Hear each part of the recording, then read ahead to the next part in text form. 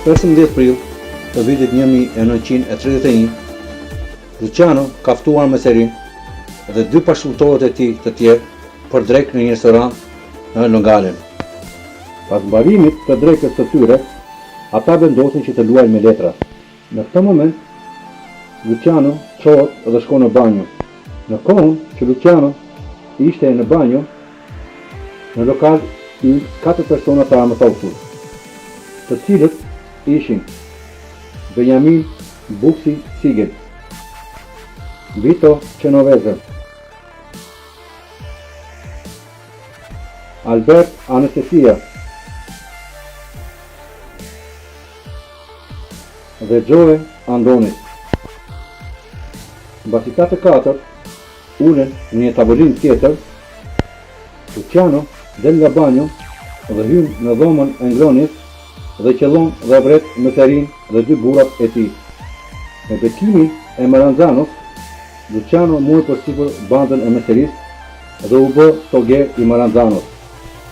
Maranzano ka ndarë të gjithë bandat italo-amerikane në New York City në 5 familje. I për marrëveshjen e tij origjinale me Maranzanon, Luciano mori përsipër bandën e vjetër të meserisë. Të 4 familjet e tjera u drejtuan nga Maranzano. Këto familje ishin familja Profasi, Gagliano,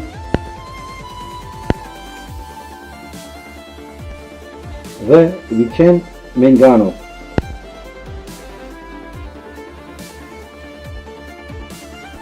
Maranzano i premtoi të gjitha familjeve që do të jenë të barabartë dhe të lirë për të fituar para. Në një takim me bosët e krimit në veri të New Yorkut, Maranzano e shpalli veten kapo mbi kapo dhe bos absolut i të gjitha familjeve të krimit. Maranzano gjithashtu e merrte gjysmën e fitimit në favor të tij dhe pjesën tjetër ja ndate familjeve rivale. Luciano u shfaq për të planuar këto ndryshime, por në këtë kohë Luciano po përgatiste planin që të ishte i qape Maranzanon. Edhe pse Maranzano ishte fakt më përpara i të menduar se meseria, Luciano ishte i bindur se Maranzano ishte edhe më i pangopur dhe më modern ngusht se meseria.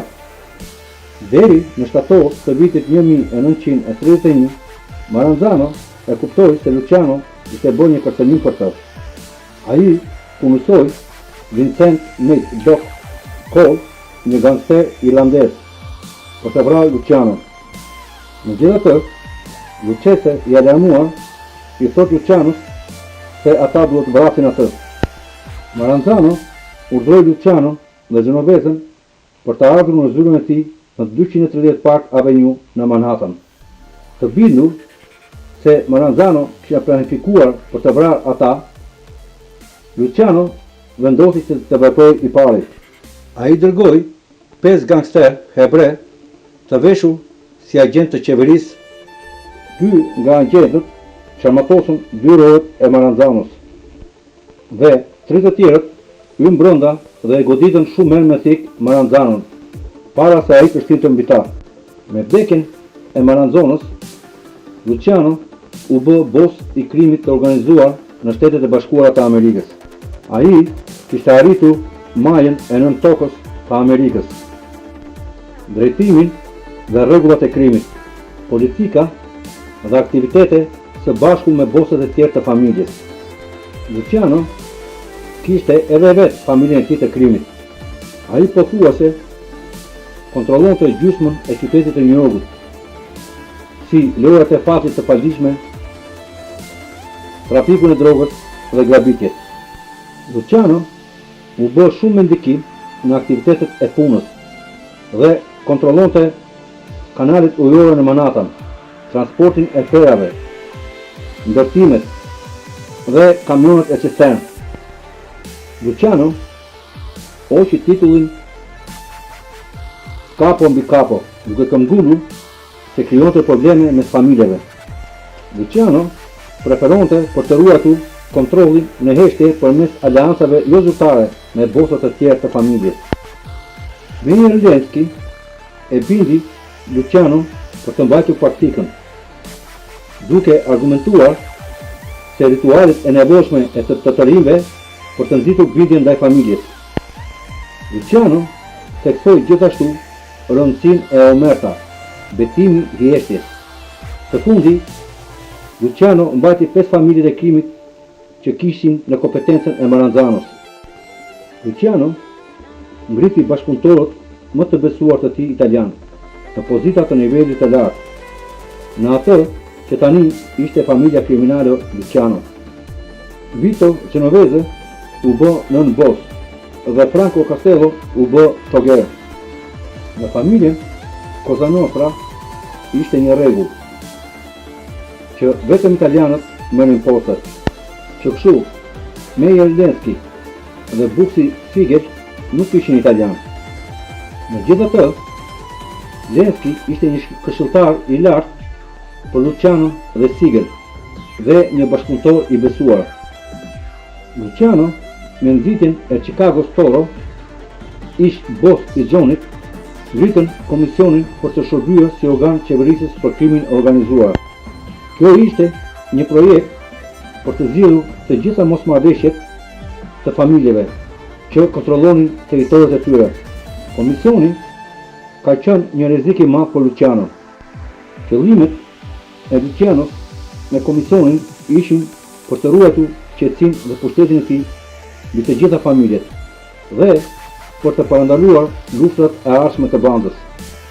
Komisioni ishte i përbërë fillimisht nga përfaqësues të 5 familjeve të New York Cityt, nga familja e krimit në Philadelphia, nga familja e krimit në Los Angeles dhe nga familja e krimit të Chicagos të Al Capones.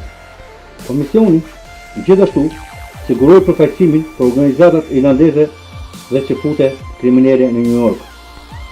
Të gjithë anëtarët e komisionit ishin menduar të ruajnë të njëjtën fuqi dhe kishin një votë, por në realitet disa familje dhe bosët ishin më të fuqishëm se të tjerët. Në vitin 1935, në testin e saj të parë të madh, komisioni i urdhëroi bandës holandeze Bosit Schultz të heqë dorë nga planet e tij për prokurorinë speciale të vrasjes së Thomas Dewey. Luciano e argumentonte se një atentat kundër Dewey do të bënte një goditje masive të zbatimit të ligjit. Schultz njoftoi se ai ishte duke shkuar për të vrarë Dewey ose asistentin e tij David Hash. Gjithsesi, në 3 ditët e ardhshme, komisioni mori një mendim për vrasjen e Schultzit. Më 24 tetor të vitit 1935, Schultz u vra në një tavernë në Newark, në New Jersey. Gjatë fillimeve të vitit 1930, familja e krimit të Lucianos filloi të marrë përsipër operacione të vogla në shkallë të prostitucionit në qytetin e New Yorkut. Në qershor të vitit 1935, guvernatori i New Yorkut, Herbert Lehman, emëroi avokatin Thomas Dewey si një prokuror të posaçëm për të luftuar krimin e organizuar në New York City. Dewey shpejt e kuptoi se ai mund të sulmojë Lucianon, një gangster i fuqishëm në New York. Me anë të këtij rjeti prostitucioni me ndihmën e ndihmës së tij David Hash. Më 2 shkurt të vitit 1936, Dewey nisi një sulm masiv policor kundër 200 bordelleve në Brooklyn dhe Manhattan. 10 burra dhe 100 gra u arrestuan. Megjithatë, ndryshe nga bastisjet e zvënësit të mëparshëm, Dewey nuk i liroi të arrestuarit. Në vend të kësaj, ai i dërgoi ato në gjykatë, ku gjykatësi i detyroi ato të pagonin nga $10,000, por ajo ishte jashtë mundësive të tyre për të paguar. Nga mesi i marsit, disa të pandeu kishin implikuar Lucianon. 3 për këtyre prostitutave implikuan Lucianon si kryetarin e tyre. Megjithëse, David Betillo ishte në krye të prostitucionit në New York dhe Luciano i merrte parat nga Betillo. Në fund të marsit të vitit 1936, Luciano mori një informacion se ai do të arrestohej dhe ai ikën në Hot Spring, në Arkansas. Për fat të keq për Lucianon, një detektiv i New Yorkut që ishte në Hot Spring njoftoi Dewey. Në 1 prill të vitit 1936, Luciano u arrestua në Hot Spring me një urdhër kriminal nga New Yorku. Të nesmen në New York, Dewey e akuzoi Lucianon dhe bashkëtorët e tij mbi 60 akuza. Avokati i Lucianos në Arkansas filloi një betejë të ashpër ligjore kundër ekstradimit. Në 6 prill, dikush i ofroi një rishfet prej $50,000 prokurorit të Arkansasit, Bailey Carr, për të lehtësuar çështjen e Lucianos. Bailey e pranoi rishfetin dhe menjëherë e njoftoi atë. Më 17 prill, mbas gjithë mocioneve ligjore, Luciano ishte shumë i lodhur. Autoritetet Arkansas e dorëzuan Lucianon në 3 detektiv të qytetit të New Yorkut, të policisë të departamentit, por sa transportuar me tren përsëri në New York për gjykim. Lucianon e ruanin 20 policë për të parandaluar një përpjekje për t'u arrestisur. Më 18 prill, ai mbërriti në New York dhe ai u mbajt pa liri me kusht. Më 13 maj të vitit 1936 filloi gjyqi kundër Lucianos. Ai ishte akuzuar që kishte marrë pjesë në një rrjet prostitucioni masiv të njohur si kombinimi. Gjatë gjykimit, Dewey i ekspozoi Lucianos të dhënat dhe thirrjet telefonike. Luciano gjithashtu kishte dhënë shpjegim se ai pagonte çdo vit $22,000 taksa, ndërsa ai ishte padyshim një njeri i pasur. Dewey i bën presion mizorisht Lucianos në proces verbal gjatë arrestimit të tij dhe marrëdhëniet që ai ka pasur me gangsterë të tillë si Ciro Sumo, Luis Buchatler dhe Joseph Meseria. Më 7 qershor të vitit 1936, Luciano u dënua për 62 akuza për prostitucion të detyruar. Më 18 korrik të vitit 1936, Luciano u dënua me 30 deri në 50 vjet burgun shtetëror, së bashku me Betillën dhe të tjerët. Shumë vëzhgueseve i lindi pyetja kundër akuzave të Lucianos. Pothuajse me siguri ai përfitoi nga prostitucioni dhe anëtarët e familjes së tij të krimit, duke zhvatur para nga madamat dhe rojet e bordellos. Megjithatë, si një nga bosët më të mëdhenj të mafjes, Luciano krijoi stresat e izolimit në mes vetes dhe akteve kriminale. Ajo do të kishte qenë e dushme jashtë karakterit të tij për të përfshirë drejt për drejt në ndonjë ndërmarrje kriminale e lere me një rrjet prostitucioni. Në kujtimet e saj të shoqërisë së New Yorkut, zonja Polly Adier tha se nëse Luciano kishte qenë i përfshirë në prostitucionin me emrin kombinimi, ajo do ta kishte njohur atë. Banano mbijeton fundin bashkëkohor të Lucianos, i cili nuk ishte në burg.